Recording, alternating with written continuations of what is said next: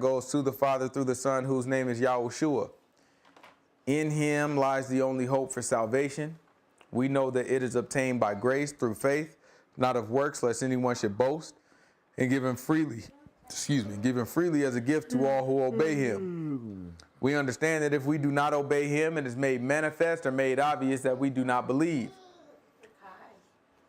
In this state, we should expect no good thing from the Most High. However, anything that we do get, whether it be a gift of tongues, a gift of prophecy, or any supernatural experience that you may have, it can and it will be used against us in the day of judgment. With that said, peace to the saints that are in the room, to the saints that couldn't make it, but no peace to the wicked. The only thing we say to them is repent that they might live. All right? Last week we left off and we were talking about how, Yahushua, the people were trying to set him up. All right, remember the scribes, the chief priests, they sent the scribes to go try to catch him up, because the scribes were the experts, right? Because what they did is they copied the book as a profession, right? So you do that, you copy it long enough, and then you start to know it. Like, oh, where you find this at? You know what? That's in Isaiah. Because you've been writing it. Your teacher, I used to have a teacher, he'd make me write every day. We'd go over the same stuff. Mr. Smith, one of my favorite teachers. So every day he'd just sit up in front of the class and he'll write something on the board, and he'll make us write it out every single day. And we'll go over the same thing every single day, and we had to write it out every single day. Then when it comes time to take the test, we aced them thing. Whole class, like a whole class passing test. It's probably like the only class where everybody did well. And we didn't have to cheat. It wasn't nothing crazy. Nobody was ever nervous for the test. Nothing. We was always ready, but it's only because he went over the same thing every single day and made us write it down. So that's how it is with the book. You sitting there writing this thing, writing it down, you end up being an expert in the book. So when the chief priest was like, okay, let's send the young hitters out there, go get it, Because it's likely that the chief priest used to be scribes too, So hey, yeah, go ahead and go get him, Go catch him up. So they go out there and ask some questions. You remember they asked him the questions, Most High God, he gave them the answer, boom, quick, Then after that, he had some questions of it. No, he's like, how David call his son Lord? How that work? Ain't nobody had no answer for him. So then after they didn't have an answer for him, he started going off, right? He started letting them know, hey, you a hypocrite and this, that, and other. So he started pointing out all the flaws, to make it clear, like, this is where we are, right? So at the end of that, we actually gonna skip over another part where he kind of talk about they walk past the temple and they ask a question, right? And they ask a question, they say, they walk past the temple and they ask him, ain't this beautiful? He is like, yeah, it's gonna come a time where, you ain't gonna find one stone on another, So we ain't gonna touch that now, because we have to come back to that when we get to Revelation and all that, and we'll go in that in depth. But right now, let's go ahead and jump to Matthew chapter 25. It's Matthew chapter 25. Matthew chapter 25, let's do verse 1.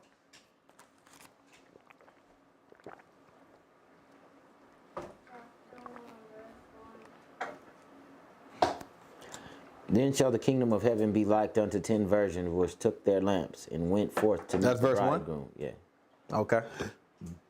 And 5 of them were wise and 5 were foolish. Mm-hmm. They that were foolish took their lamps and took no oil with them. Mm-hmm. But the wise took oil in their vessels with their lamps. Mm-hmm. While the bridegroom tarried, they all slumbered and slept. Mm-hmm. And at midnight there was a cry made, Behold, the bridegroom comes, go out to meet him. And all those virgins arose and trimmed their lamps. And the foolish said unto the wise, Give us some of your oil, for our lamps are gone out. Mm-hmm. But the wise answered, saying, Not so, lest there be not enough for us and you. But go rather to them that sell and buy for yourselves. And while they went to buy, the bridegroom came, and they that were ready went in with him to the marriage, and the door was shut. Afterward came also the other virgins, saying, Lord, Lord, open to us. But he answered and said, Verily I say unto you, I know you not. He said, Verily I say unto you, Verily is like saying for real. Like for real, what I'm saying to you is, I don't know you. He said, I know you not. Right? The reason why that happened is because they weren't prepared. And so the message of that is trying to let us know that we have to save ourselves. Right? We have to be prepared and we have to save ourselves. We can't risk our salvation to try to save someone else. Right? Just because you have a friend that you really, really love, and I mean, you know what I'm saying, you really want them to make it, you can't put yourself in a position where you don't have what it takes to make it into the kingdom in an effort to try to get them to a place. Sometimes we end up giving a little bit too much, right? We got to make sure that we secure ourselves. While Paul told you, he said, work out your own salvation with fear and trembling. All right, because that's how we have, that's the approach we have to take. It's kind of like when you're on the plane, you get on the plane, and they say, well, you make sure that if you have a small child, you secure the mask on your face first, and then you secure the child. It's like you got to make sure you good. Otherwise, if you ain't good, you can't save your kid. Like imagine it's limited oxygen, and it's a little baby, you know what I'm saying, a little Mayala, and I use my last breath to put the mask on her face. Can Mayala hold it on her face? So I'm dying now, I'm dead, and then it's gonna fall off her face, and what's gonna happen to her? She dead too now. Right? So that's why they say put it on your face first. And then now you alive, and now you can go and perhaps save more people, right? But you know what I'm saying? But you got to be good first. That's the same approach that the Most High God is looking like now. You got to make sure you good. All right? So that's what we look at with that parable. Let's keep going.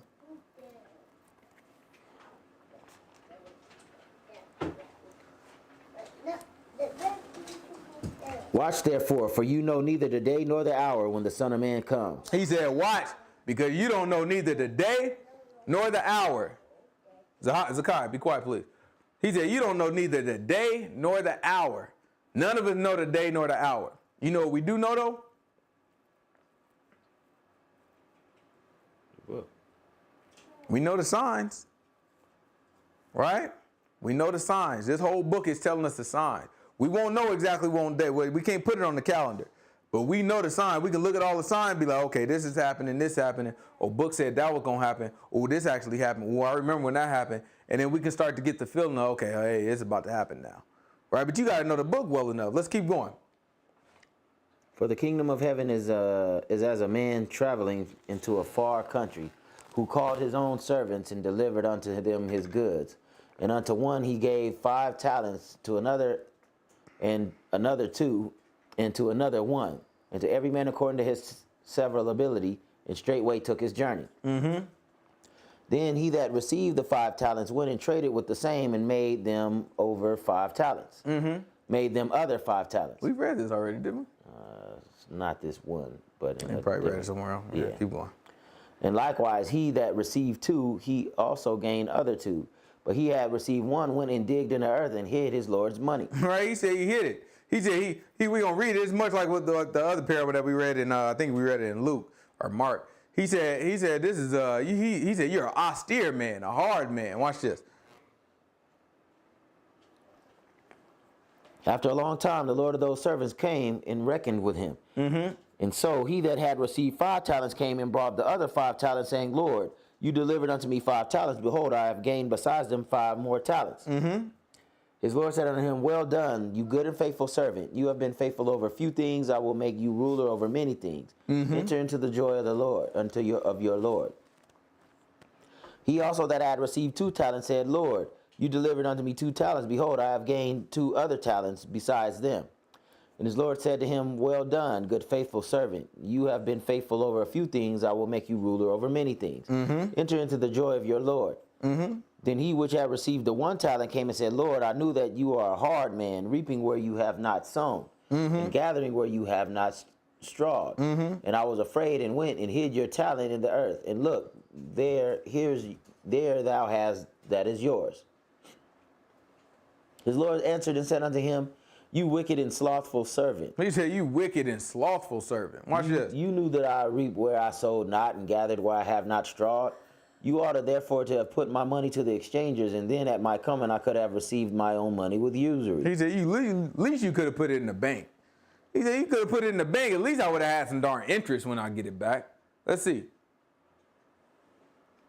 Take therefore the talent from him, and give it unto him which had 10 talents. For unto every one that has shall be given, and he shall have abundance. But from him that have not shall be taken away even that which he has. Right? For him that have not, it's going to be taken away. It's important to know that, right? It's important to understand and to settle yourself that when you walk in the faith of the Most High God, all this wealth, all this money, all these riches, all these goods, everything that's beautiful, everything that you like, all these different things that are going around, all this material stuff that you see, right? It's being built up for one purpose, to give to the kingdom of the Most High God, right? So we gonna get it one way or another. We just can't get it by hook or by crook, right? We have to make sure that we patient and we wait for the Most High God to give it to us, because these people are holding on to wealth. These people are building wealth, and it's gonna be taken away from them because they hadn't been faithful with what the Most High God gives them. Solomon said that in Proverbs or Ecclesiastes. Yeah, it's, you know what I'm saying. The only reason the Most High God gives these things is for us, right? For those of us who walk faithfully according to his commandment. All right. At the end, he gonna give it to us. All the riches is stored up just to transfer it over to us. We just put ourselves in a position where we got to have it now. And what happens is, if you just got to have it now, then you received your reward. Right? The Most High God gonna give it to you, but your butt gonna end up in hell. Right? So we gotta put ourselves in the position. Okay, well, you know what? I don't want to. If I gotta do that to get it, I don't want it. Right?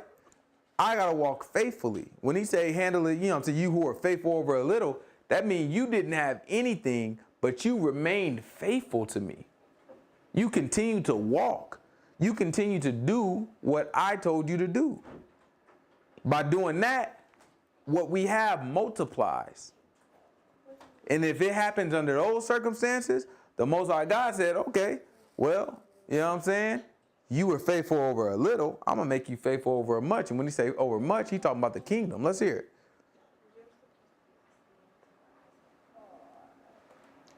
And cast you the unprofitable servant into outer darkness. There shall be weeping and gnashing of teeth. When the Son of Man shall come in his glory, and all the holy angels with him, then shall he sit upon the throne of his glory. Mm-hmm. And before him shall be gathered all nations, and he shall separate them one from another, as a shepherd divides his sheep from the goats. He said all nations going to be before him, right? And he going to separate them.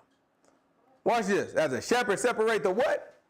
His sheep from the goats. He going to separate them just like he's separating sheep from darn goats. Watch this.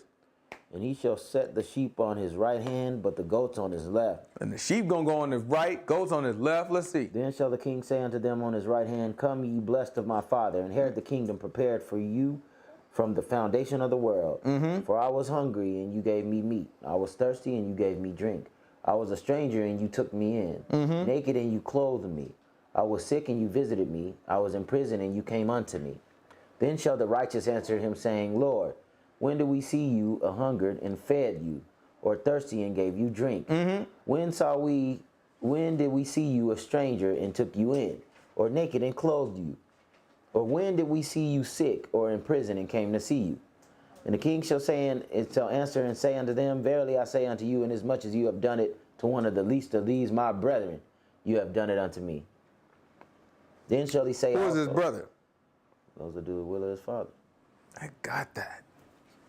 You understand? Like, people are trying to make you feel like that they talking about just giving money to a random crackhead, and you know what I'm saying? You done it, you do it to him, you didn't say. That's a lie. That's not what he's saying.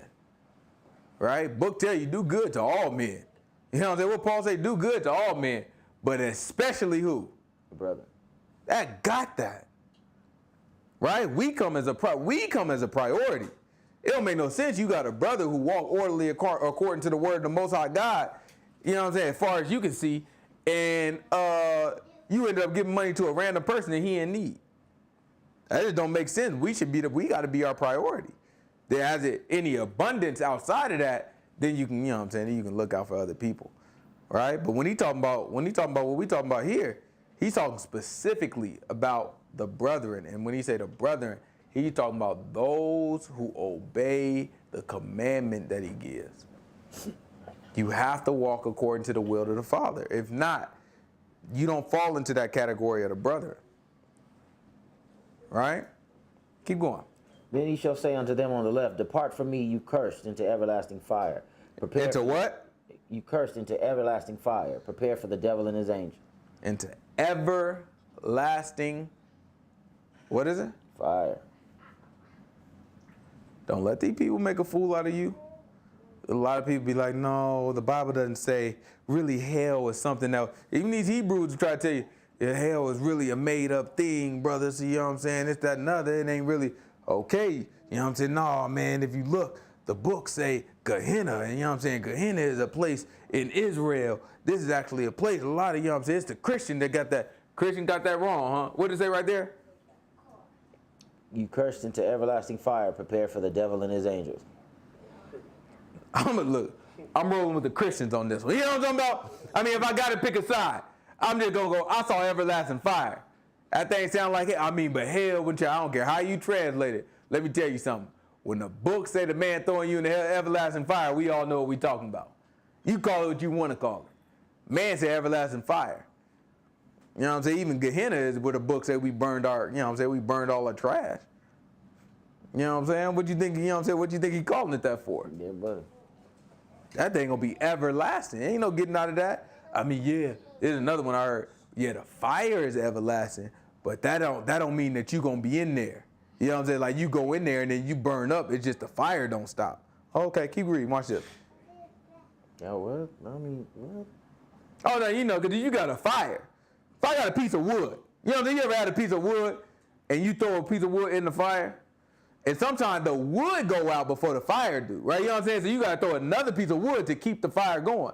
They saying the fire is going to outlast what it's burning.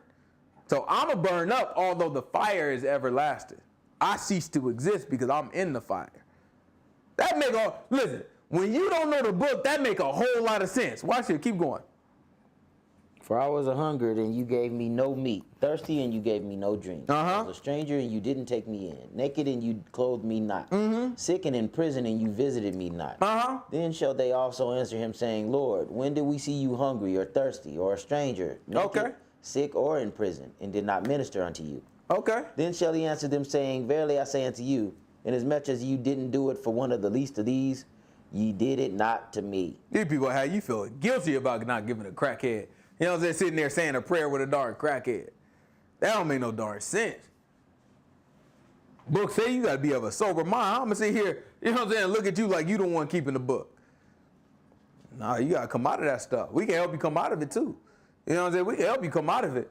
But I ain't about to sit here tell no lie and say you Jesus. You know what I'm saying? You know what I'm saying? That's what these people just, sometimes Jesus could be, you know what I'm saying, this crack. I'll be like, yeah, y'all messing stuff up now.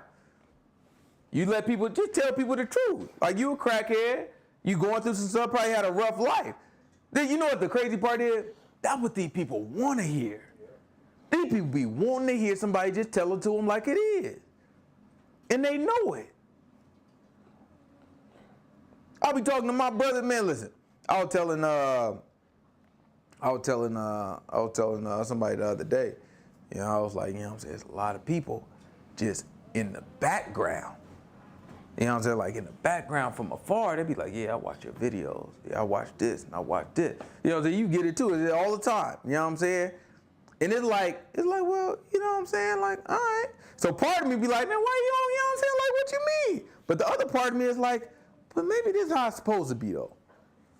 Because you know how our people are, you know what I'm saying? Our people, like, you got to kind of sit and like, you know what I'm saying? I don't want to jump, I don't want to be the first one to jump. That's how they feel, like, I don't want to be the first one to jump out there. You know what I mean? Let's just wait till somebody else jump. Once somebody jump, then everybody gonna want to jump, right? You know what I'm saying? But they just waiting for like that cool person to jump and like give it that legitimacy. You know what I'm saying? Which is fine, right? But they want to hear the truth. Like people are out there starving to hear the truth. So much so that they live in their life, they want to, but they peek in just so they can hear that truth pierce them and be like, the real stuff does exist. Like, you know what I'm saying? Something that'll keep them, let them know this world I'm living is fake. They need that. You know what I'm saying? Like people escaping life for their drug. You know what I'm saying? The crackhead ain't nothing different than these people smoking the weeds all the darn time. Ain't no darn difference. You just escaping life. I get it. right? And sometimes you just need somebody to be like, oh, this is not real. Like what I'm experiencing is not real. Like I've just been running away my whole life. Okay. And eventually you know where to come back to if you know what I'm saying, the Most High God give you the heart to do it. But that's what it's about. You know what I'm saying? You can't be sitting here and telling me, well, you know, he might be Jesus. You never know. He might be darn. Yeah, I'll slap you in your darn mouth. You know what I'm saying? Like, what's wrong with you? I don't know what's wrong with these people. They just say whatever comes in their darn brain. Book say, grab Deuteronomy chapter, what is this? What I'm looking for? Deuteronomy, what, chapter 29? It might not be 29 I'm looking for. But grab Deuteronomy chapter 29. What I want, verse? What? Gosh, what honestly, I can't even think how I start. What am I looking for? What's the like? Imagination. That's the only word I can really think of. Yeah. You know what I'm saying? I get myself. He said, no, it's in Deuteronomy chapter 29 once, though. I think it's 29 at least. You know what I'm saying? Try Deuteronomy chapter 29. Give me verse, 14 maybe? 14 come to mind. That's it? I think you look for maybe 29 and 19. This is saying 29? make a covenant with those that are here and ones that are not here. That's not it. Give me 29. 29 and what? 29 and 19. Is that what you're talking 29, 19. Let me see what that is. It come to pass when you hear the words of the curse that he will bless. That's it. He said, all right, when that come to pass, watch this. It's Deuteronomy chapter 29, verse 19. And it come to pass when he hears the words of this curse. Listen, this is a curse. This is a curse that's being told. Do you understand? Like, I be reading this thing, I be like, man, Most High God be spot darn on. You understand? Like, we read this book and it is condemning us. Yahushua talking and he is condemning the average Christian. And they look at the book and be like, I'm blessed. Praise God. Instead of falling to their knees and weeping and crying, repenting from their heart. Not this little, I'm going to say a prayer in the front of the church. I'm talking about real repentant, like I'm never doing that again. I've changed. I'm never living like that again. But they ain't even got the mind that even if they not going to do it, I mean, they, you know what I'm saying, even if they are going to continue to do it, they ain't even got the mind to be like, I'm cursed. Instead, they say this. This is what they say. And it come to pass when he hears the words of this curse that he bless himself in his heart, saying, I shall have peace, though I walk in the imagination of my heart. Right. The man said, listen, I'm going to have peace. The book telling you curse. But you know what? I'm going to bless myself and say I'm going to have peace anyway. Book say, though he walk in the imagination of his own heart. In his insides, he's imagining something the book didn't even hit him. That thing didn't faze him. Book trying to tell you, yo, watch out. You're dead. You keep going like that, you're going to die. Might want to change this, that, another. Guess what he do? I think, oh man, you know what? Praise God. It has no effect on him. Right? That comes from ignorance. That comes from us not looking into the book, and that comes from rebellion. Right? We got to buckle in. We need to look in the book. We need to make sure that we pay attention. We need to make sure we obey. Whatever we know, we obey it. Whatever we don't know, it's going to be revealed to us. Close that door for me, son. Keep going. He said, the imagination of his own heart, adding what? Adding drunkenness to thirst. That's right. Adding drunkenness to darn thirst. You understand that? You understand the significance of that statement? No. Like imagine being in the position to where you're dehydrated. Right? And the only thing you found suitable to drink was alcohol. You know what I'm saying? Like you're dehydrated, about to die from not drinking, from dehydration. And the only thing you found was darn alcohol, and you drink that. He said, now on top of being thirsty, you also drunk. And that's where we are. These people, as a people, we are dehydrated. And to escape that, we try to intoxicate ourselves. We smoking the darn weeds. Some of these folks doing darn mushrooms, ecstasy. You know what I'm saying? All these different things. And we try to get out of the fact, I'm thirsty. Like there's a need that I have, but I'm not going to go after that need. Instead, I'm going to intoxicate myself and try to make myself forget that I need that, right? Try to replace that need with something else. At the end of the day, if you drink alcohol when you dehydrated, now you're more dehydrated and you're out of your mind. That's why the man said you had drunkenness to darn thirst. All right, let's go back. Where was we at? Matthew chapter 25, what? All right, 26, 27.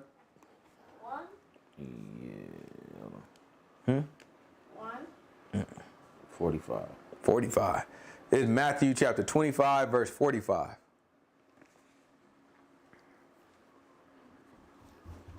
Then shall he answer them, saying, Verily I say unto you, inasmuch as you did it not to one of the least Give of me these, 46. and these shall go away into everlasting punishment. He said, hold on. So before he told us that they ain't going to put in everlasting what? Fire. Okay, hold on. So that means that the fire lasts forever. That don't necessarily mean that me as an individual burn forever, right? But then after that, he tells you that you're going to go to the everlasting what? Punishment. Oh, so that changes things now. Because now, not only do the fire last forever, my punishment lasts forever. So if my punishment lasts forever, that means I can't be burned up in this fire. That means I'm constantly burning. You know what I mean? Y'all better stop listening to these boys. Man, these people are trying to, look, the book says it all. You ain't got to go further than what the book say. You don't, if you want to believe after the imagination of your heart, that's your business. But don't sit here and say that you're getting it from the book. Don't say you believe the book. Just go create your own religion. Enough people did it. That's crazy. This is the thing to me. If I'm going to create a religion, I'm going to create a religion. I'm not about to sit here and be like, oh, no, I'm a Christian. We believe the Bible and then make up my own stuff. And they don't even agree with what I'm looking at. They're like, no, I'm going to go all out. Like, nah, man, let me tell you something. Aliens came down and they spoke to me. You know what I'm going to light they butt up. I'm going to give them a good darn story. It don't make no darn sense to be sitting here. I got to try to constrain myself to certain stuff. You know it's going to cause some arguments. Meanwhile, I can come with just something brand new that I can make up my darn self and then do whatever I want to do. Somebody asked me, you know what I'm saying, do you believe the Bible? No, I don't believe that stuff. You know what I believe? Munto. He came down, he came to talk to me. He told me, go do this, that, and the other. He told me I can have many women I want. You know what I'm saying? You can make it up like you set your own darn rule. Just live it up. Don't try to put that stuff on my God, though. Why you know what I'm saying? You trying to mess us up. Why are you confusing us? Just do what you want. Like nobody's stopping you. Do what you want to do. I don't know why they always got to try to bring that stuff and try to legitimize. They mess with our stuff. Like our stuff is clean. It's good. All you doing darn confusing folks. You want to go to hell, just go by yourself. Why everybody got to go with you? Let's see. Let's keep going. But the righteous into life eternal. Mm-hmm. Let's jump on to 26 then. So now that kind of like, at this point, Yahushua just been running his mouth. He's been talking a lot, right? He's been doing a whole lot of talking, kind of chop it up with everybody. So now, you know what I'm saying, we're about to start getting into, you know, some of the events. You know what I'm saying? We're getting close to a death. Let's hear about it. And it came to pass, when Yahushua had finished all these sayings, he said to his disciples, you know that after 2 days is the feast of the Passover, and the Son of Man is betrayed to be crucified. So now it's 2 days from the Passover. So you remember before, we were talking about it was 6 days. Then after that, it went from 6 days to the next day. So that make it 5 days. And on that 5th day before Passover, that's the 10th of Abib, right? That's the 10th of the month. And on the 10th of the month, what were we supposed to do? Choose the lamb. We were supposed to choose the lamb on the 10th of the month. So then the 10th of the month, we chose the lamb, right? And then what? And then he rode on the donkey's coat. He rode in on the donkey's coat. Then what? They said, blessed is the king that comes in the name of the Lord. That's what all the people said, right? Mm-hmm. The people began to accept him, right? The people was looking at him. So we said, we chose the lamb, right? On the 10th of the month. All right, let me go back a little bit, actually.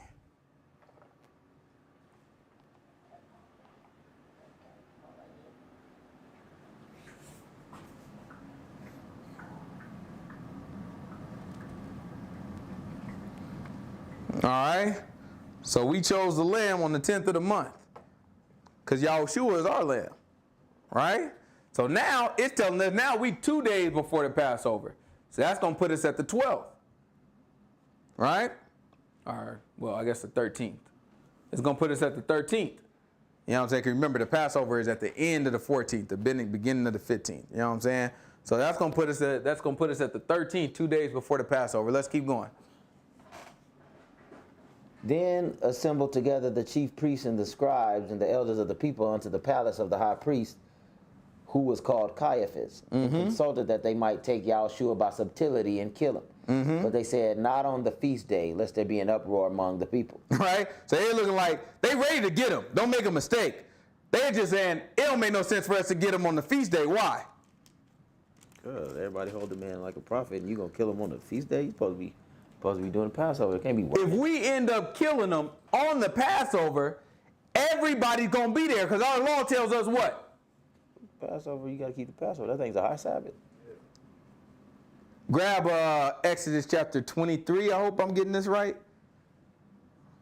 Exodus chapter 23.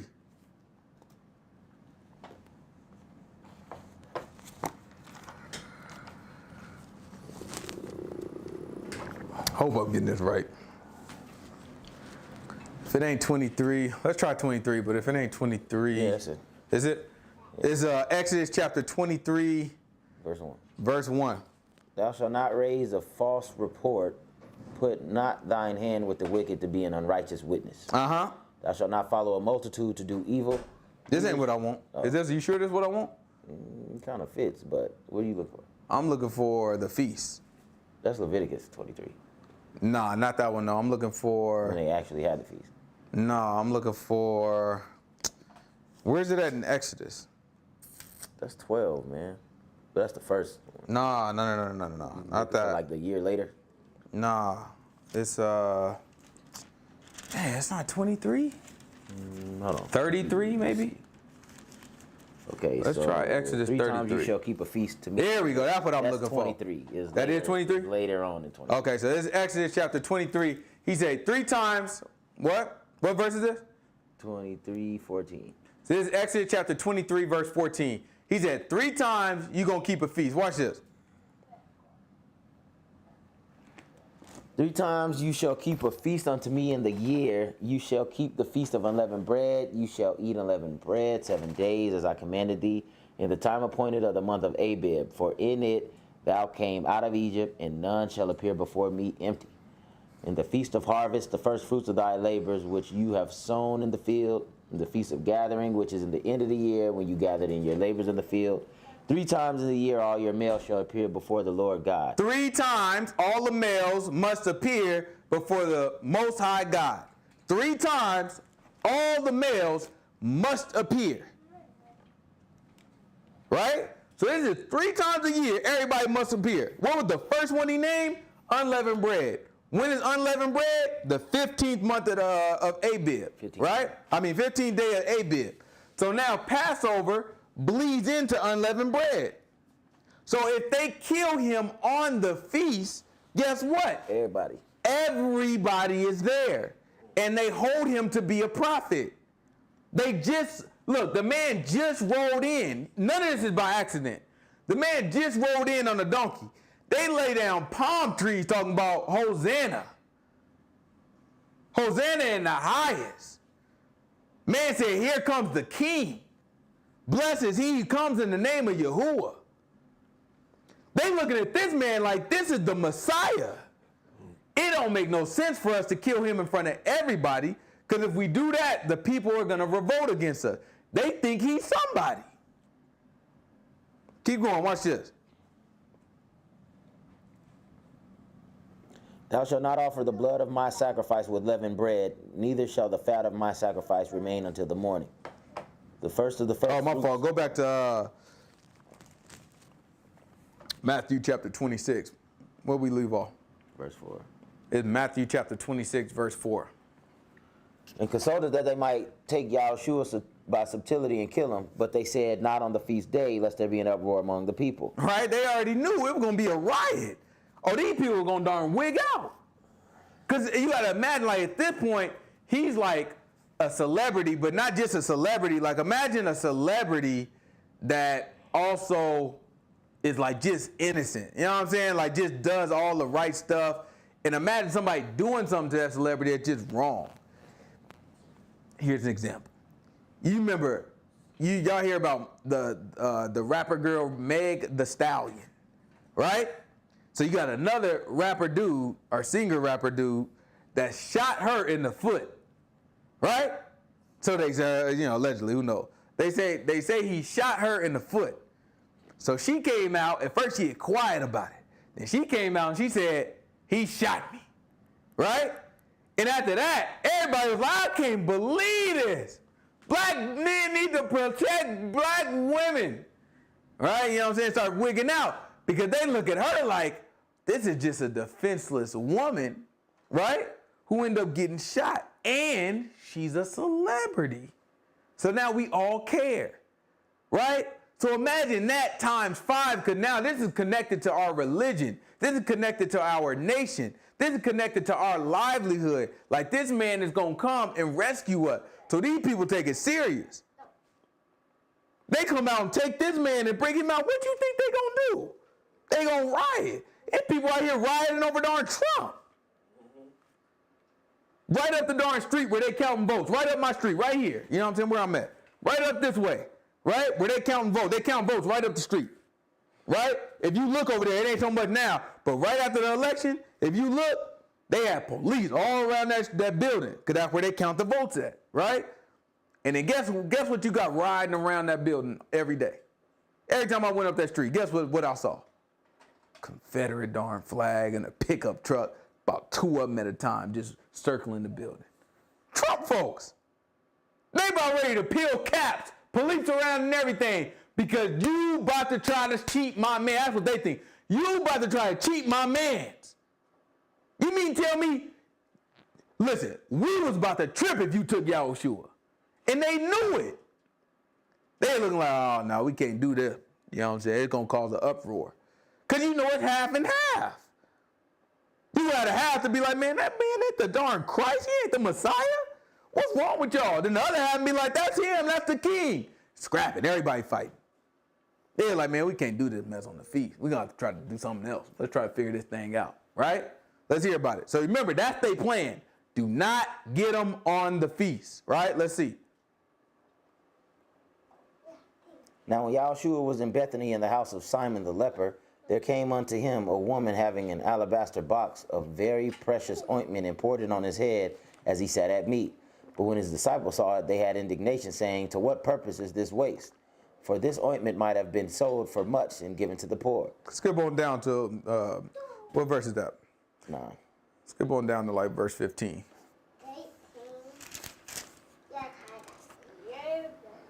Shh. And said unto them, what will you give me, and I will deliver him unto you? And they come. Oh, go back. So that's 15? 14. Yeah, 14. Let me Then get one of the 12 called Judas Iscariot went to the chief priest. Right? So Judas, he went to the chief priest. Right? Watch this. Now remember, the chief priest was like, listen, we can't get him in front of all the people. That was their mindset. We can't get him in front of all the people. We get him in front of all the people, what's going to happen? Riot. Everybody going to be tripping. It's going to be an uproar. So instead, Judas smart. He knew what was happening. Remember, he had the bag. He controlled the money. So the man was looking like, you know what I'm saying, how can I get more money? He approached the chief priest. Let's see what happened. And he said unto them, what will you give me, and I will deliver him unto you? He's like, listen, I'll tell you what a man is. That's easy. What you going to give me, though? Let's hear about it. And they covenanted with him for 30 pieces of silver. And from that time, he sought opportunity to betray him. Right? So he made a deal, say, look, I will give you Yahushua if you give me 30 pieces of silver. All right, deal. He got the money, right? He got the agreement to get the money. So now what he's looking at is, all right, well, I'm just going to wait for the right opportunity, because remember, they do not want him when all the people are around. So they needed Judas to, tip them off, because Judas be around them all the time. So now Judas can be like, all right, we're going to be over here at this time. You can come get him. It's just going to be us. Right? A lot of people ask, why would Judas do that? He been walking around the man. You got to understand, if you've been around somebody for over a year and you know this man has never done anything wrong, you know that even if they caught him, they can't convict him of anything. Right?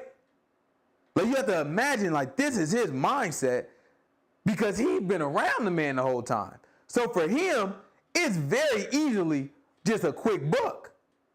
It's like, okay, I'm going to get $30. These 30 pieces of silver from you. And then I'm going to tip him off. You going to take the man from court. He going to beat the charges. I got my 30 pieces of silver. He got his freedom.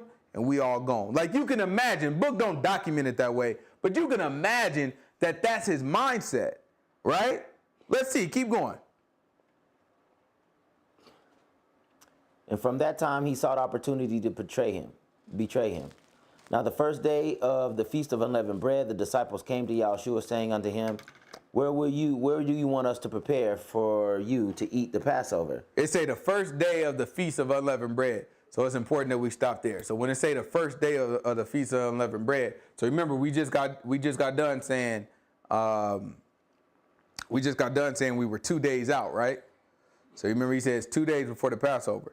So the next thing wouldn't have been the first day of the Feast of Unleavened Bread. It would have been the day before unleavened bread, right? So if you look at that word that they translate as first here, and they actually translate it in multiple places, same word, but the word that's translated as first here can mean first, but it can also mean before. You know what I'm saying? It can either mean first or before. So the better translation here is actually before the Feast of Unleavened Bread. And he said, Go into the city to such a man and say unto him, The master says, My time is at hand. I will keep the Passover at your house with my disciples. Mm-hmm. And the disciples did as Yahushua appointed them, and they made ready the Passover. Right? So this is the 14th day of Abib. Right? So they right there. The 14th day of Abib.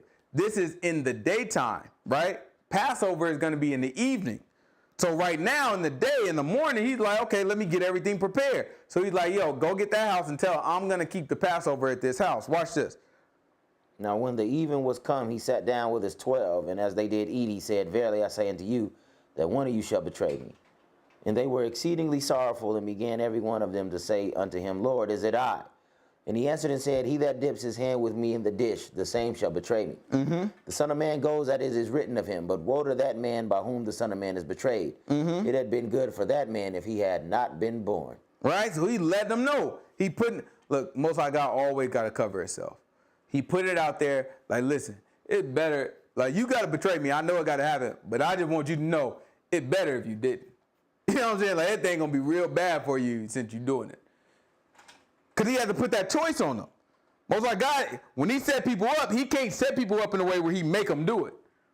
You know what I'm saying? He can't tempt people with evil. He got to always put the, you know what I'm saying, like, yep, don't do that. All right, now you disobeyed. Right? Let's see. Keep going. Then Judas, which betrayed him, answered and said, Master, is it I? And he said unto him, You have said. You know what I'm saying? You said it. Stop acting stupid, boy. You know what's going on. And as they were like, eating, shut up before you blow your cover. You know what I'm saying? And as they were eating, Yahushua took bread and blessed it and brake it and gave it to the disciples and said, Take, eat, this is my body. And he took the cup and gave thanks and gave it to them, saying, Drink all of it. For this is my blood of the New Testament, which is shed for many for the remission of sins. Watch this. But I say unto you, I will not drink henceforth of the fruit of the vine until the day when I drink it with you in my Father's kingdom. Right? Drink it new with you in my Father's kingdom. That's important. We're going to have to come back to that, but that's important. All right? It's a very, very important thing. It's very important for understanding the covenant. All right? When we look at the covenant that we have with Yahushua, that we hope to have with Yahushua, it's something that's sealed in the future, right? This is not something that's already been sealed. And that's why the book say, he who endures to the end shall be saved. Right? Because it's not really, the salvation is by faith. You know what I'm saying? So we walking towards him. We had this obedience in faith that Yahushua going to come and do some new thing when he come back. Right? We can't just pop up and just pretend like, oh, well, I was saved. You know what I'm saying? I remember the day. It was January 14th. You know what I'm saying? 1997. You know what I'm saying? That boy, I tell you, that day, pastor was preaching, and I just said, you know what? I'm giving my life to the Lord. Like, no, it don't work like that. Right? You're not saved on a specific day. It just doesn't work that way. You have to repent from all sins. And then on your dying day, after repenting from all sins, the Most High God says, because from this point on, you've never sinned, I forgot every sin that was before that. Right? That's the order that it works. He said, look, I'm going to give you this list of things. If you stop doing these things, from this point on, I'm going to forget everything that was before that. And because of that, now you're made new. And that is the covenant that we hope to get, but it's sealed when he gets back. He says, there, it's going to be some death, some destruction, a whole bunch of stuff going down. The man going to sit down with us, and we're going to have a feast after all that. After all the world end, after the day of the Lord and all that, we going to all sit down and we're going to have a feast. And at that point, that's when the covenant is sealed. And it's sealed much like, grab Exodus, 19? He was on the mountain with the 70. Yeah. Mountain with the what? With the 70. Nah. When he ate. Yeah. Yeah, when he was most high on the mountain. Yeah. That's 20, yeah. But give me 19.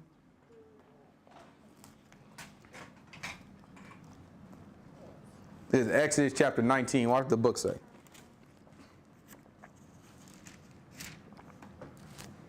In the third month, when the children of Israel were gone forth out of the land of Egypt, the same day came they into the wilderness of Sinai. Mm-hmm. They were departed from Rephidim, there and were to come to the desert of Sinai, and had pitched in the wilderness, and there Israel camped before the mount. And Moses went up unto God, and the Lord called unto him out of the mountain, saying, thus shall you say to the house of Jacob, and tell the children of Israel. Right, he said, this is what you're going to say to the house of Jacob, and you have to tell the children of Israel this. Watch this. You have seen what I did unto the Egyptians, and how I bare you on eagle's wings, and brought you unto myself. Mm-hmm. Now therefore, if you will obey my voice indeed, and keep my covenant, then you shall be a peculiar treasure to me above all people. You see that condition? A brother pointed out on the Hebrew call last week. Brother pointed out, he is like, man, that thing, he's like, we always walk around talking about we a peculiar people. He said, but when the Most High God said that, it was a condition. Oh, that's a good point, bro. You know what I'm saying? That thing was a good. He said, if you do what? If you will obey my voice indeed and keep my covenant, then you shall be a peculiar treasure unto me above all people. That got that. And when you do that, you got to keep in mind that our law says something very specific. It said it's going to be a man like unto Moses that come, and everything he say going to be required of you. Right? You ain't obeying that man, you ain't obeying the law. You can't obey that. You can't obey the law without obeying that man. Right. That got that. Like, that's it. So as soon as you go, you get to, you know what I'm saying, okay, well, we got to get back. We want to be a peculiar people. And that's a condition, I agree. But listen, if you not obeying the man, that got that. Like, you killing yourself. You killing time. All right, let's see. Let's keep going. Watch this. Now therefore, for all the earth is mine, and you shall be unto me a kingdom of priests and a holy nation. Mm-hmm. These are the words which you shall speak unto the children of Israel. All that, we got to talk about that too. When we get into Revelation, we're going to try to break as much of this down as possible. Remember, his vision for us was that we are the kingdom of what? Priests. And what? And a holy nation. A kingdom of priests. That means a royal, that's where the book says royal priesthood. That's where we're getting it from. Royal priests. All right, let's see. Keep going. These are the words which you shall speak unto These say just the Levites is going to be priests? Kingdom of priests. All of us priests. So you got to ask the question, if we all priests, who are we doing sacrifices for? The people that's living on earth at that time. All right. A lot of people don't understand. A lot of people don't know. You know what I'm saying? You know what I'm saying? A lot of people, did the book ever say, like, everybody gonna die? No. There's going to be a... Well, it do, technically. It do, at some point. But a lot of stuff that we read, like, if you read through Revelation, it'd be like, 1/4 of the, you know what I'm saying, and 1/3 of this and this, that, and other. He said in the prophets, he said, I'll make a man as scarce as something. Yeah, he said, what did he say? He's like, I'll make a man as scarce as something. I forgot, but he was saying there's going to be a little bit of people on earth, like a few people. Yeah, what did he say? I can't remember what book either, but yeah. Might have been Zechariah, I don't know. I feel like I just read that too. Yeah, that's gonna hurt my head. Yeah, I think it is Zechariah or Zephaniah maybe. But yeah, it's gonna be people here. A few. Y'all ever heard of the 1,000-year reign? Yeah, right. It's gonna be some people. I talked to a Jehovah's Witness. I didn't believe that. I don't know how you don't believe it. The book say it, but whatever. Yeah. I mean, you know what I'm saying? These people, I don't know why that surprised me still. You know what I'm saying? Why is that still so surprising?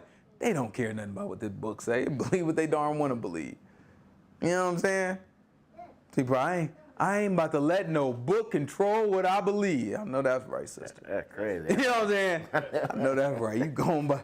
That's crazy. You remember they tell us we worship the book. Yeah. You know what I'm saying? Remember they tell y'all worship the book. I was like, oh goodness gracious. They told us we worship the book. You know what I'm saying? As if we got like a Bible in the shrine and we sitting there, you know what I'm saying, bowing down to the darn Bible. Like, no, I read it and obey it. Like, what you talking about? And I don't let you spit none of your darn imagination at me and try to make me believe that God told you something. Right. Especially when a book tell you of no private interpretation. Yeah, it shut everything down. Like, why would you be worried about talking outside the book? What am I going to sit here and why am I going to entertain your conversation about stuff that you talking about how you feel, your experience? I'm just letting you know, God told me. I felt God. You going to tell? Listen, I don't know what you felt. Maybe it was God, maybe it wasn't. I know what I'm reading, though. So what you want me to do? Leave your feelings or leave the book? You know what I'm saying? Like, I got to take your feelings over the book? Just logically, if we set that precedent, we'd be all over the darn place. Trust none of these people. I'm talking about what God told you. You know what I'm saying? Probably be a prophet in my eyes after it come to pass. You know what I'm saying? Talking to me that crazy stuff. God told me. I had a lady, you know what I'm saying? I was walking through what's them apartments called? The ones my grandmother used to stay in. Alpine Village. You know what I'm saying? I was walking through Alpine Village one time. Lady came over there reading darn, you know what I'm saying, fortunes and stuff. That lady she's spot on about me. She told me some stuff. I was like, I can't remember what it was, but she told me some stuff. I was like, whoa. You know what I'm saying? I was like, whoa, that thing was real. That thing was spot on about me. I was like, man, this thing is legit. But I was like, yeah, my mama told me I can't mess with this though. That thing scared the mess out of me. I said, it's that another. I don't care nothing about y'all. I know this stuff is real. I know people be talking. I know these people be talking to y'all. I know y'all be hearing from these spirits and all this type of stuff. That's why these people believe it. You don't think these Christians in the same position? No, I heard God spoke to me clear as day. Nah, listen, let me tell you something. You know what I'm saying? Like, I'm gonna break it down to you real quick. I don't know who spoke to you, but the subsequent activity from your life would suggest. You know what I'm saying? I mean, it just infers, you know what I'm saying, that your brother wasn't talking to darn God. You know what I'm saying? Most like, if you was talking to God, he gonna strike your butt down. How the man, out of everybody, man told you that he gonna turn an eye against us. Man told you he ain't listening to us, that he's hiding his face from us. Right? And you mean to tell me he broke what he said to speak to your butt, and you still disobeyed his butt? Like, by your own admission, you have not stopped sinning. Right. You mean to tell me you gon' and you proud of this? I tell a lie at the Most High God talk to me, and I kept on sinning. I be like, he ain't say nothing to me. I ain't heard from him. You know what I'm saying? I don't know what that was I heard. I ain't heard from him. What I'm gonna sit here and brag about the Most High God talking to me after the man that told me he in general ain't talking to nobody at this time. In general, I ain't saying it can't happen. I'm just saying. I'm just, in general, he gave a message where we shouldn't expect for him to say nothing to it. He talked to you, and you kept doing what you were doing. You didn't change? And you bragging to me about it? Like, you telling me that's why I should trust you? I'm gonna tell you the truth. This is what I'm gonna do. I'm gonna pick up the book, and I'm gonna do what that say. They just totally forget about the devil. They just never think about this man. Oh, they act like the man don't work. They remember him when they have a bad day. Yeah, they act like the man don't work. Oh, these people ain't equipped. They not equipped. They not equipped. They not equipped. They got boyfriend and girlfriends that darn getting over on them. I love you, baby. I know that's right. Right? They ain't not equipped. We ain't nowhere near equipped. Right? That's what it take, man. You gotta get the wisdom from the book. Our people ain't got no wisdom.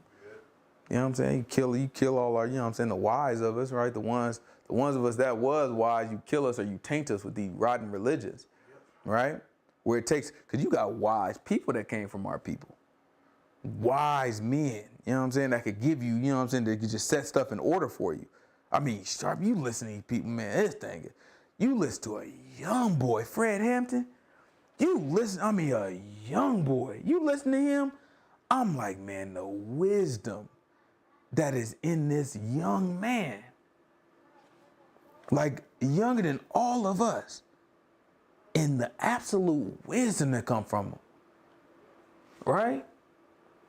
But, you know what I'm saying? He didn't know the book. Like, imagine you take that wisdom and you apply it to the book. They really would have had to kill him. They had to kill him anyway. Right? You can't afford it. Most High God can't even afford it. He looking like, nah, that's too early. You know what I'm saying? What you doing? Still got some people out here. Nah, I gotta, you know what I'm saying? Gotta remove my hand from you, let them get you. You know what I'm saying? That thing don't work. A lot of people don't like that type of stuff. Books say, grab Amos, because you know there's a lot of people watching. It's like, oh, you trying to say God removed his hand so he can get Fred Hampton? Yeah. You know what I'm saying? This is Amos chapter, what I want? 3 or is it 8? 3. Is Amos? No, 8. Is 8? Yeah, I think so. It's Amos chapter 8. Give me about verse 4. I just want to clear, you know, I just want to make sure, you know what I'm saying, whoever's sitting here watching, listening, you know what I'm saying, make sure, you know what I'm saying, we on the same page. Most High God let them get, you know what I'm saying, I don't even want to say let them, you know what I'm saying, that's how the Christian be doing. Most High God told them, you know what I'm saying, he told them to get Fred Hampton, Martin Luther King, Malcolm X. Let's go with John F. Kennedy too. You know what I'm saying, just throw him in there. He ain't got nothing to do with it. They'll just throw him in there too. You know what I'm saying, who knows, you know what I'm saying, throw him in there. He told him to get all these folks, right? How did Huey P die? Yeah, FBI get him. Huey P, did he get killed? I don't know if Huey P got killed.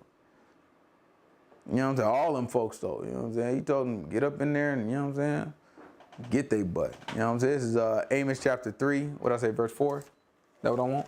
It's not 3, is it? 8, but let's see.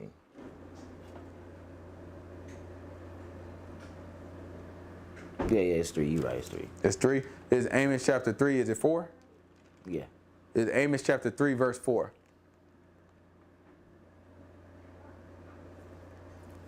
Will a lion roar in the forest when he has no prey? All right, he said, are you going to hear a lion sitting there roaring? He ain't got no reason to be roaring. He said, man, he roared. That man got something he trying to get. You know what I'm talking about? Let's see.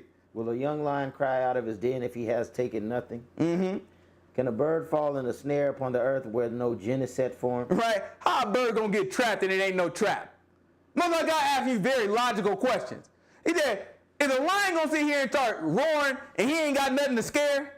He ain't got nothing that he want to, you know what I'm saying, go over there and eat? A lion guy, young lion going to make all that noise, he ain't take nothing? When you see a lion roar, that's because he about to get it. Right? Let's see. Keep going. Shall one take up a snare from the earth and have taken nothing at all? Right? He said, well, I'm going to take a snare up and I ain't caught nothing. I lay a trap down, I'm leaving it there until I caught something.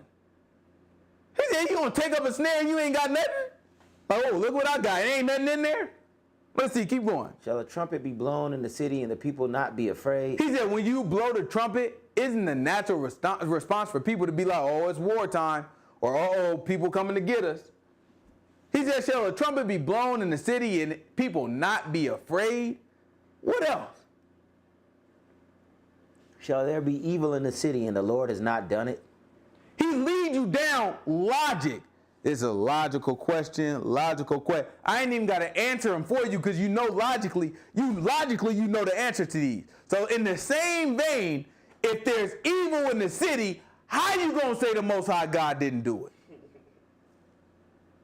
Yeah, he told him to get Fred Hampton. What you mean? Can't have nobody popping up? What do you think J. Edgar Hoover was about? You know what J. Edgar Hoover said, right? You gotta destroy the black Messiah.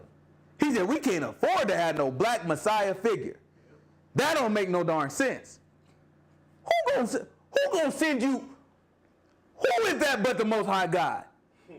Most High God was like, oh no, get they butts. These people think they gonna be the Messiah? My son already came. That don't make no sense. It's the hand of the Most High God. The rod of his darn anger. What you mean? It ain't the first time. We done been through darn Assyria, Babylon, darn Medes and the darn Persians, darn Greeks, the darn Romans, right? We done been all through darn Africa under they darn hand, darn Ottoman Empire traded us as slaves. You know what I'm talking about? Then we pop over, get back into the European nations as slaves. Then we get put over in America as slaves, and now we here. We down in Brazil, down in Cuba, down, all these different places, you know what I'm saying? Got Jamaica, darn Haiti, all these different places they got our people. What you mean? You don't think this is of God? You think all this stuff happened because God trying to stop it and he failed? What's wrong with people? No, I mean, not, God don't fail, but I mean, God just let that happen. What you mean let it happen? What do you mean like something happening against his will, but he just like, I'm gonna let it slide? Like, what you really saying? These people don't even know what they saying. What do you mean, let it happen? No, that's his will. It happened the way he told it to happen. Ain't nothing happening under his nose and he don't know nothing about it. If it's evil in the city, who did it? Man just told you logically that's the only thing that makes sense. That's what's wrong with these people. They ain't got no logic. It don't make sense because they sitting there, they picture God as all powerful in one sense. Then on the other hand, it's just like stuff happening. Oh, God didn't want that to happen, but Like you can't stop Satan from doing something.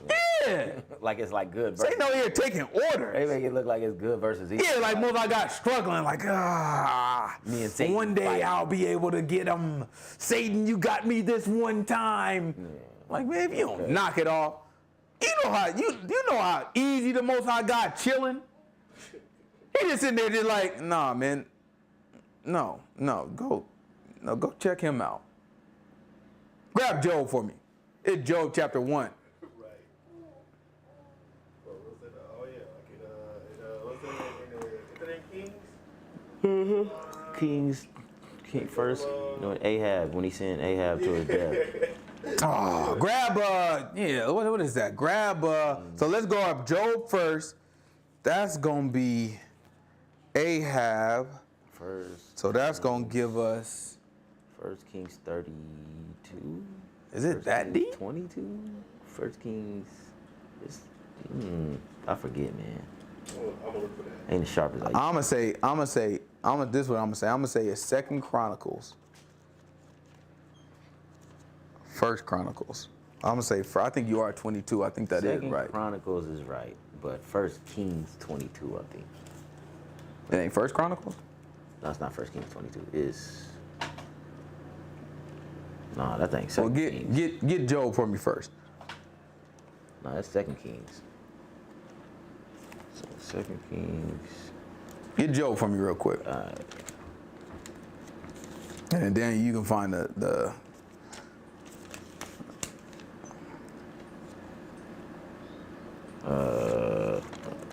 Job 1.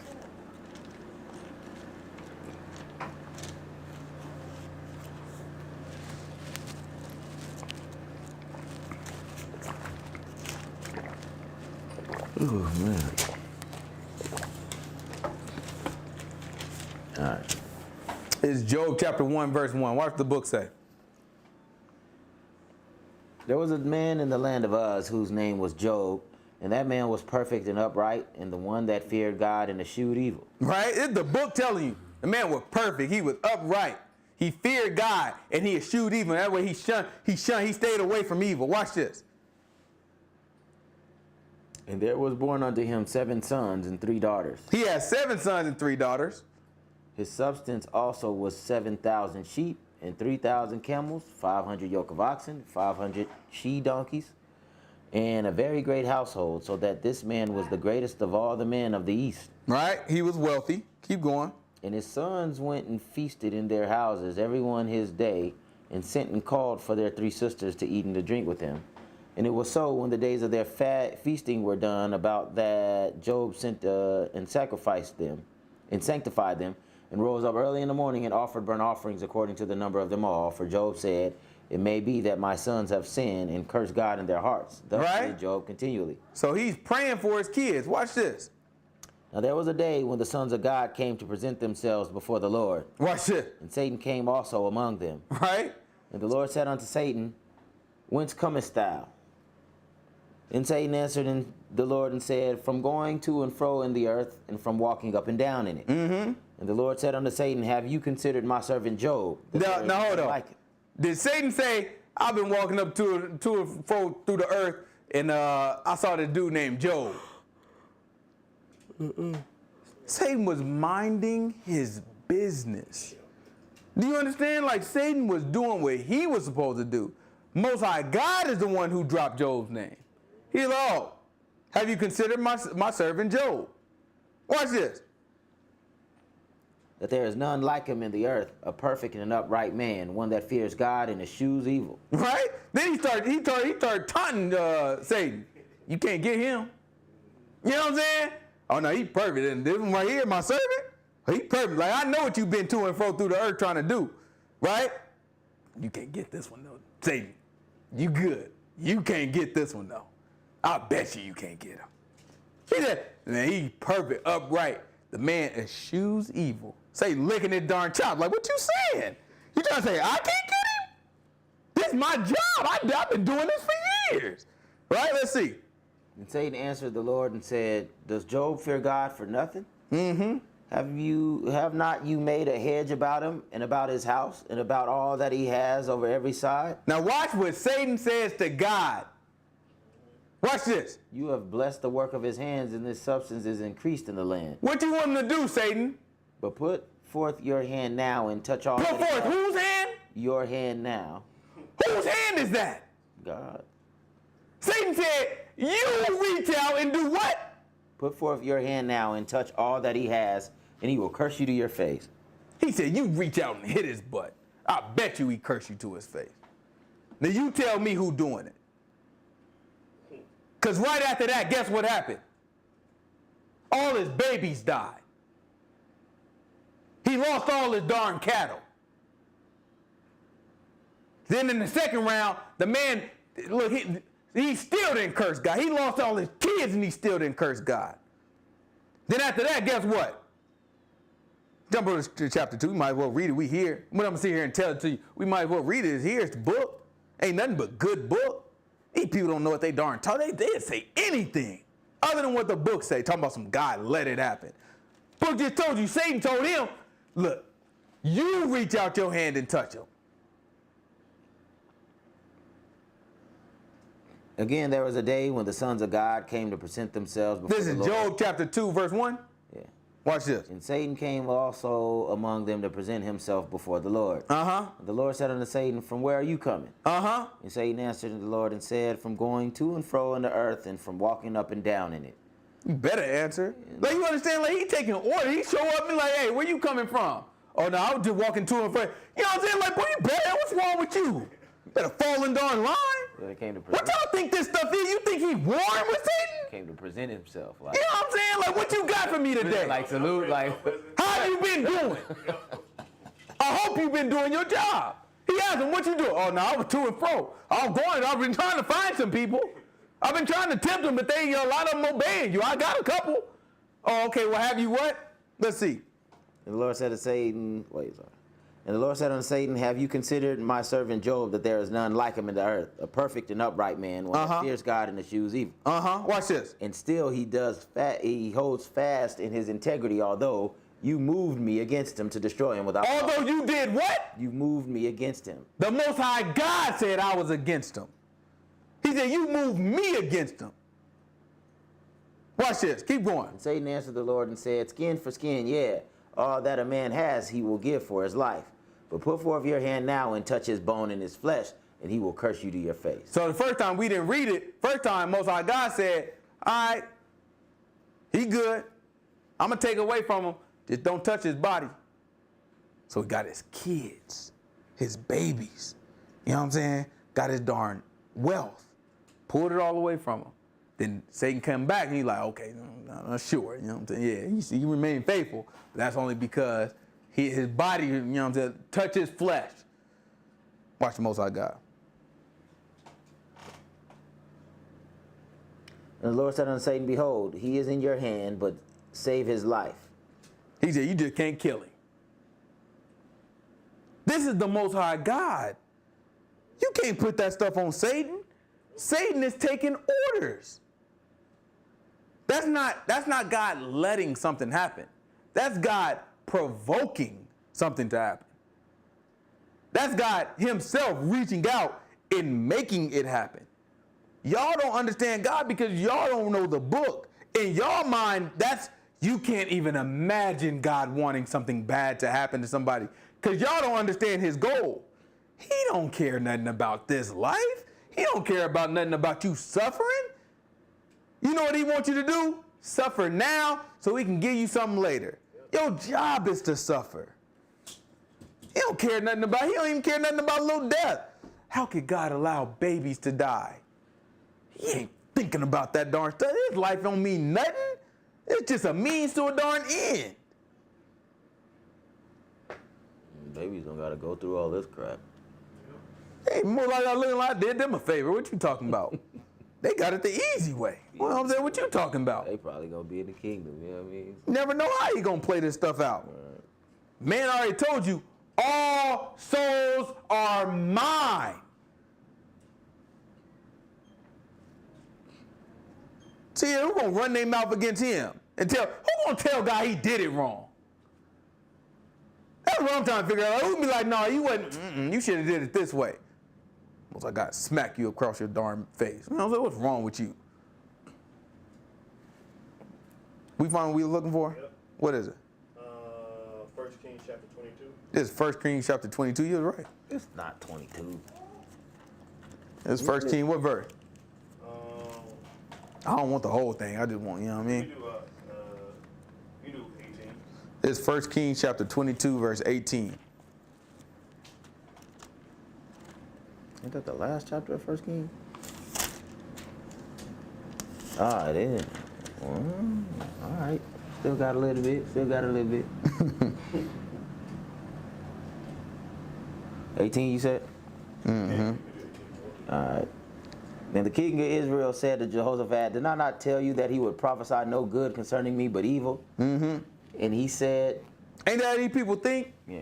You tell them the truth. You tell them the truth right out the book, and they sitting there looking, man, this man speaking evil on me. You know what I'm saying? Ain't how these people think?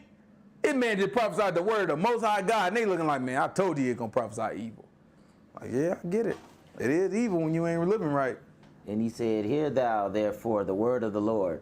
I saw the Lord sitting on his throne, and all the hosts of heaven standing by him on his right hand and on his left. Uh-huh. And the Lord said, who shall persuade Ahab that he might go up to fall at Ramoth Gilead? Mm-hmm. And one said on this manner, another said on that manner.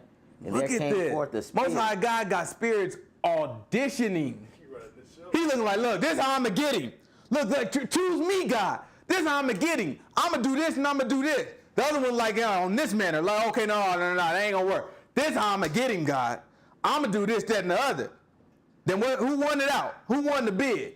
He just throw the job out there like, man, who gonna take care of Ahab for me? Everybody just start clamoring, all these evil spirits. Like, man, let me get him, you know what I'm saying? Let me get him. Watch this. And there came forth the spirit and stood before the Lord and said, I will persuade him. Mm-hmm. And the Lord said unto him, how so? And he said, I will go forth and will be a lying spirit in the mouth of all his prophets. And he said, you shall persuade him and prevail also. Right? Most like God said, oh, I like that one. You know what I'm saying? Most like God, he heard that, he said, I'm going to be a lying spirit and all the prophet. He like, that is a good plan there. I like that one. He said, you know what? You going to do it. You gonna prevail too. That thing going to work too. That's what he told. He like, you going to do it. That one going to work. Because most like God already knew what it took. He just in there. Okay, who gonna do it? Nah, I ain't gonna work. On this man, nah, I ain't gonna get it. This is, I got it. I'm gonna be a lying spirit. I'm gonna go to all the prophets. He looking like these boys always believe these darn prophets.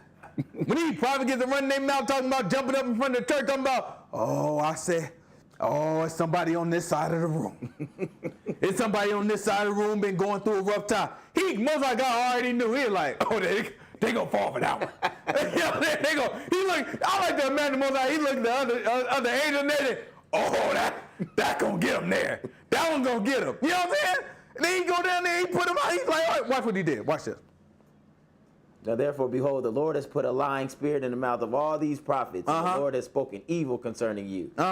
But Zedekiah the son of Kenaniah went near and smote Micaiah on the cheek and said, which way went the spirit of the Lord from me to speak to you?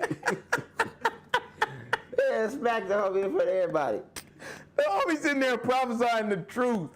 And he's like, listen, man, all these boys lying. Let me tell you how it happened. I saw a vision. Most High God said, who gonna get them? Who gonna make them go up there and die? He said, I'm gonna put a lying spirit in all their mouth. You look at it from Ahab's point of view. I got 100 prophets, and only one of the 100 is telling me one thing. The rest of the 99, they telling me go up and I'm gonna be successful. This guy though, he telling me I'm gonna die. You look at it just in numbers. You don't look at it and be like, man, if you don't knock it off, you just being a hater. That's how they treat you. I know. You know what I mean? It's like, man, you just being a hater, man. If you don't knock it off, get out my darn face, right? So when he told me, it's like, man, all these boys lying. You know what I'm saying? The spirit came down, put it all these boys lying. Boy walked up to him, smacked him across his darn face, and was like, all right, so which spirit smacked you across your darn face? Watch it, read it again. He didn't say that to him. Watch it. Which way went the spirit of the Lord from me to speak to you? Right? Pow! You know what I mean?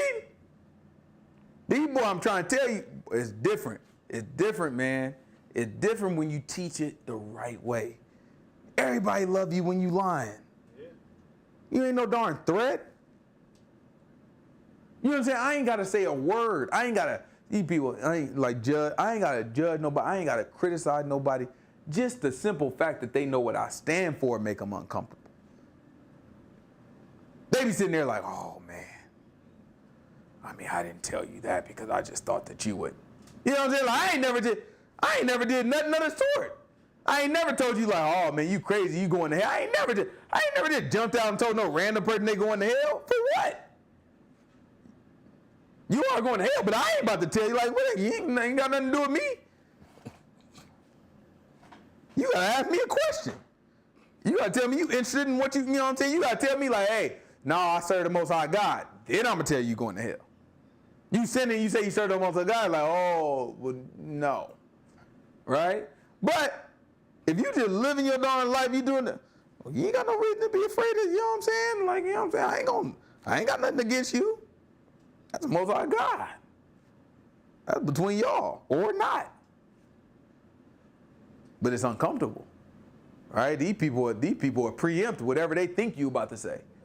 Just because it's uncomfortable. Right? And that's how it is. When these people see a man of God out here and he's standing strong on what he do, you can't sway him, you can't get him to compromise. You know what I'm saying? That thing's a threat. They're going to put your butt in jail. They're going to smack you up. They're going to frame you. And that's what's about to happen to Yahushua. All right? Let's go and jump back. This is Matthew chapter 26. Try to finish this out.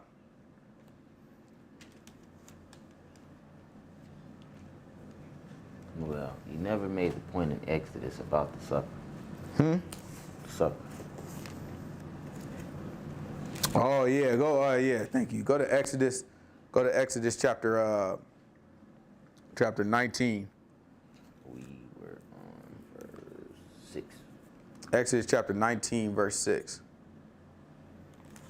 Right, because we were talking about the Most High God. He sat down to eat. You know what I'm saying? He said, I'm going to prepare the Passover. And he sat down to eat and broke bread with the people. And after he broke the bread, he had wine. Right? And he told them, I'm not going to drink this wine with you until I drink it anew. Right? But he said the wine represents his blood. But he said, I'm not going to drink it with you until I drink it with you anew in the kingdom. Right? In my Father's kingdom. So now watch what this is. Watch in Exodus. Keep going. Exodus chapter 6. Chapter 19, verse 6. You shall be unto me a kingdom of priests and a holy nation. These are the words which you shall speak unto the children of Israel. And Moses came and called for the elders of the people and laid before their faces all these words which the Lord commanded him. All right, so he laid all those words. All that, remember, he just made agreement to it. Listen, you'll be a royal priesthood to me. All you got to do is keep my commandments, yada, yada, yada. And he laid forth all that to him, right? And watch what the people said. And all the people answered together and said, all that the Lord has spoken we will do. Right? That's an agreement. That's an agreement that they just made. That's a covenant, right? Watch this. Go to Exodus chapter 24? Exodus chapter 24. Scan through it because I don't want to have to read the whole thing. Scan through it. We should have two situations in this chapter where they say everything that you say we will do and be obedient. All right, we just already had one. That was Exodus 19. Verse 3. So go ahead. This is Exodus chapter 24, verse 3. Might as well do verse 1. It's Exodus chapter 24, verse 1. And he said unto Moses, come up to the Lord, thou and Aaron, Nadab, Abihu, and 70 of the elders of Israel, and worship afar off. Right? And just so we clear, what just happened was Most High God in chapter 19 was setting everything up to talk to him and give him the 10 commandments, right? Or give him commandments. Most High God was speaking the commandments. In chapter 20, he started to speak those commandments. That's what they call the 10 commandments, because he got through 10 of them before everybody was like, all right, everybody relax, right? It was like, no. Moses, why don't you speak to him? Because this is scary. Hearing his voice come out of this mountain and all this thunder, lightning, and lava and all this stuff to come in, you just go speak to him because you've been speaking to him this whole time and none of this foolishness was happening. So it seemed like when you talk to him, he's calm. When he talking to us directly, man just seemed upset for some reason. You know what I'm saying? So it's just like, you know what I'm saying, you go talk to him. Most High God said that's very good what they asked for. Right? So then Moses went up and he spent time with the Most High God. Then he came back down. So we just read through we didn't just read through, but from Exodus chapter 21, 22, 23, all those are commandments. Right? That represents the commandments that Moses heard while he was up in the mount with Yahushua. With Yahuwah. Right? Then, after that, he came back down in chapter 24, and the Most High God said, go ahead. And Moses alone shall come near to the Lord, but they shall not come up nigh, neither shall the people go up with him. And Moses came and told the people all the words of the Lord and all the judgments, and all the people answered with one voice and said, all the words which the Lord has said, we will do. Right? So then he came and he shared everything that the Most High God told him in the mount. Right? Everything that the Most High God was going to speak it with his own voice. Moses went up there and got it, came back and said, yo, what it is. They said, everything you said, we will do. Right? Keep going. Or scan for me and find the next one. Okay, verse 7. Mm-hmm. And he took the book of the covenant and read it in the audience of the people, and they said, all that the Lord has said, we will do and be obedient. So that's 3 times. 3 times that they made agreement to this covenant. Now watch this. They agreed to the covenant. Right? At that point, it's by faith. Right? But watch this.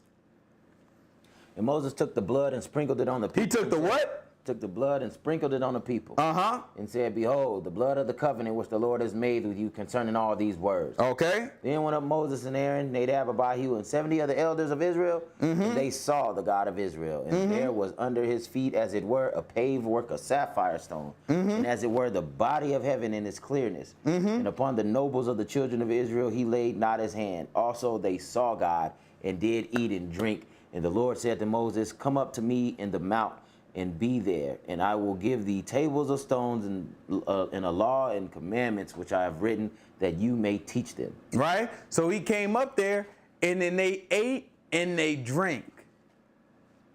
That's how you seal a covenant. You have the blood, and then you have communion. Right? You eat and you drink. And when I say communion, I ain't talking about what these people talking about, you know what I'm saying? Talking about the darn cracker and all that stuff. When I'm talking about communion, I mean community. Like you sit with your people and you eat.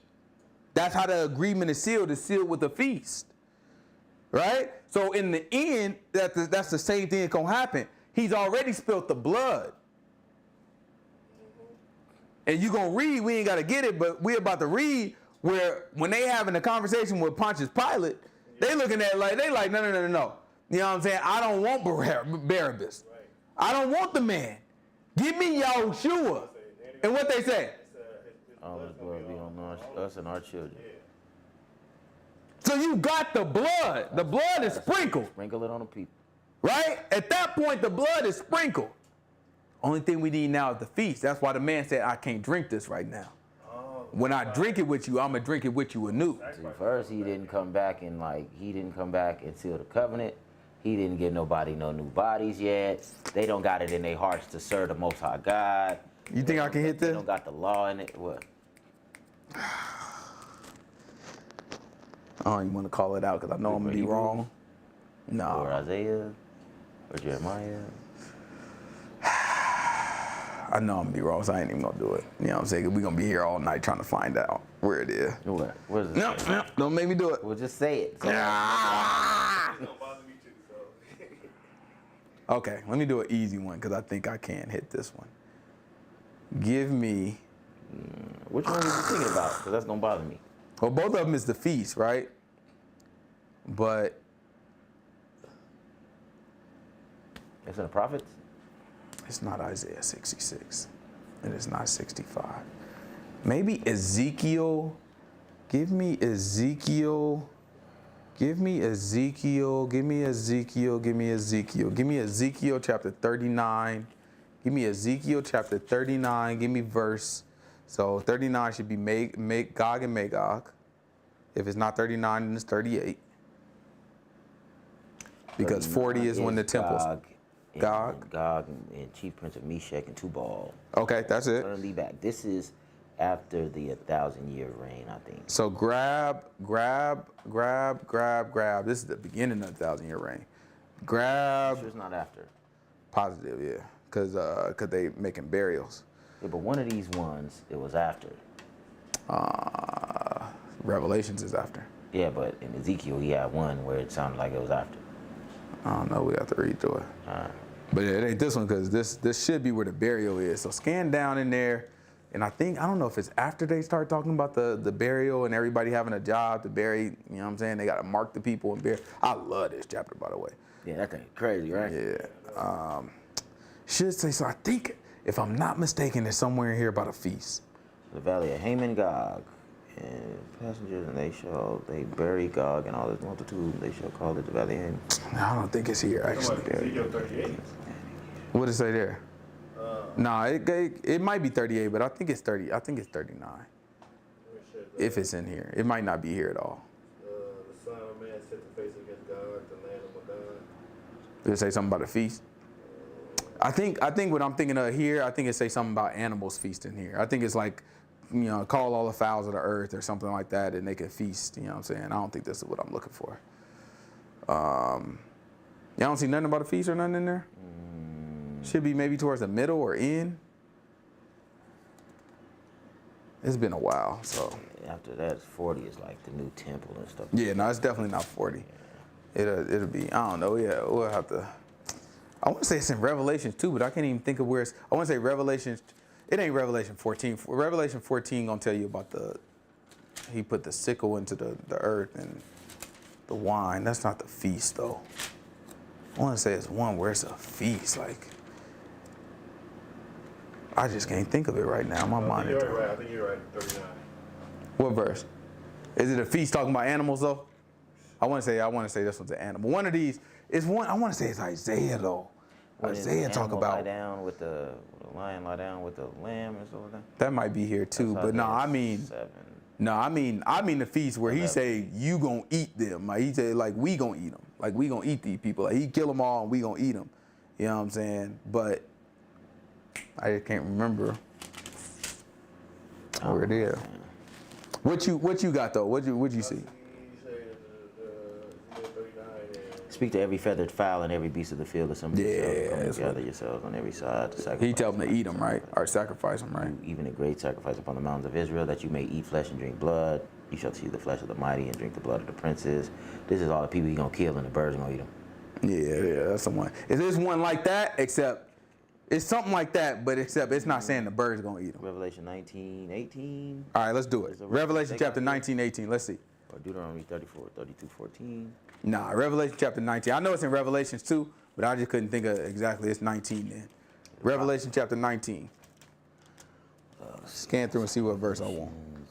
19:7. That you may eat the flesh of the kings. Oh, yeah, no. That you may eat the flesh of the kings and the captains, the flesh of mighty men. I think it's 39. 39 and 17. Go ahead and give me Revelation. What you was reading it. Let us be glad and rejoice in honor, for the marriage of the Lamb is come, and his wife has made herself ready. Go ahead and read it.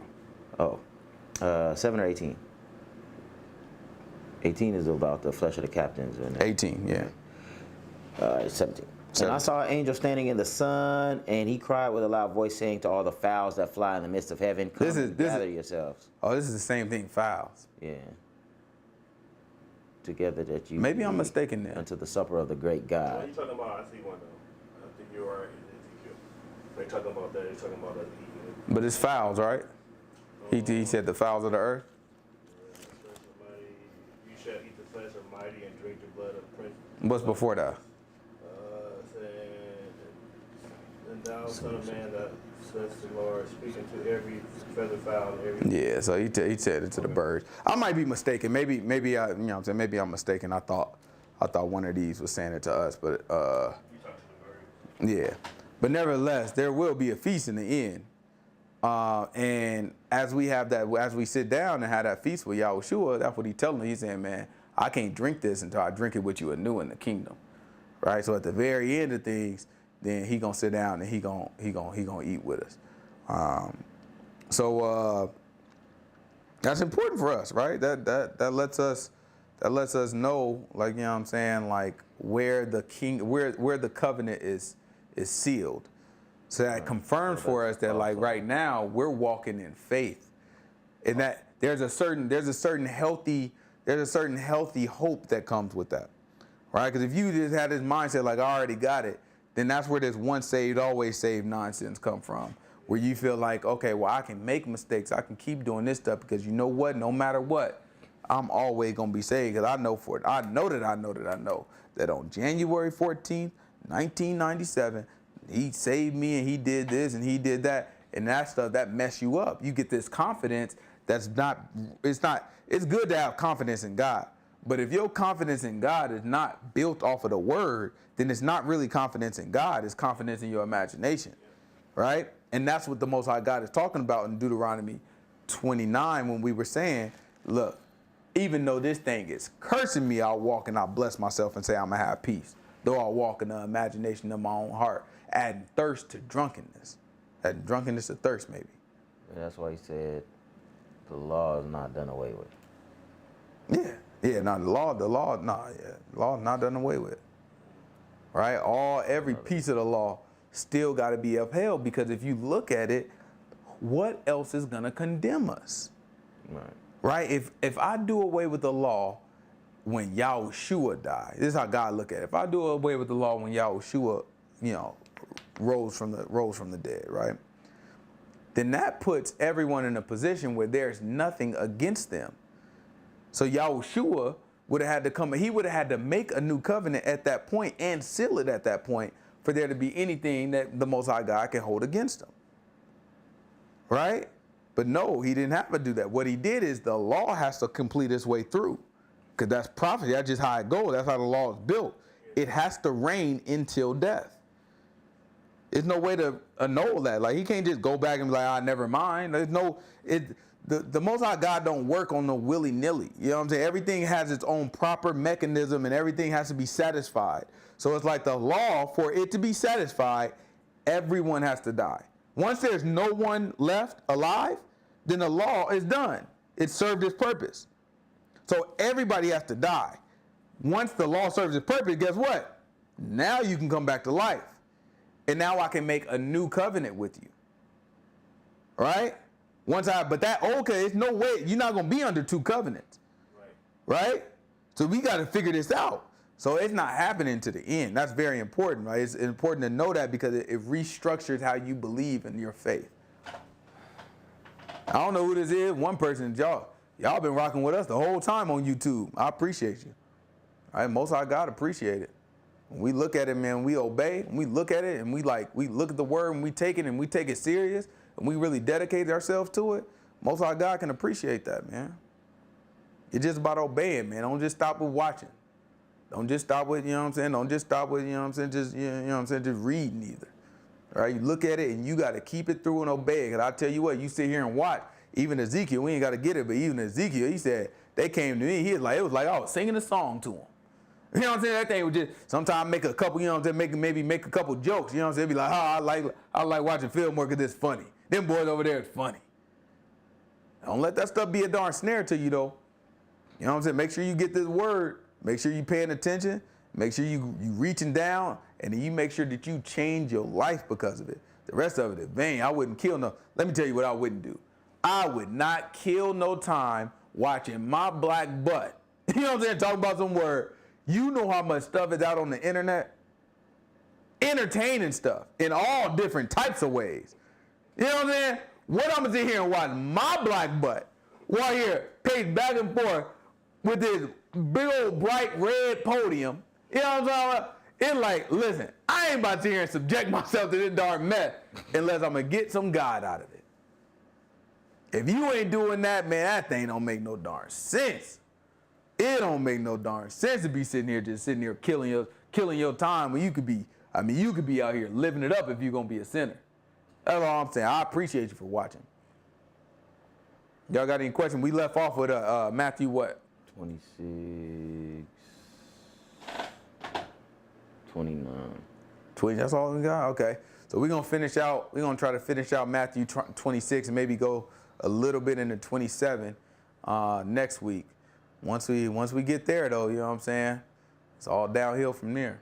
You know what I'm saying? We'll see. So right now, we own the day of the 14th of Abib. Later on in the night, it's gonna be Passover, and remember that's when Yahushua will die. So everything is being set up right now. Right? Everything is starting to work its way through. Any questions? All right, well, let's pray out.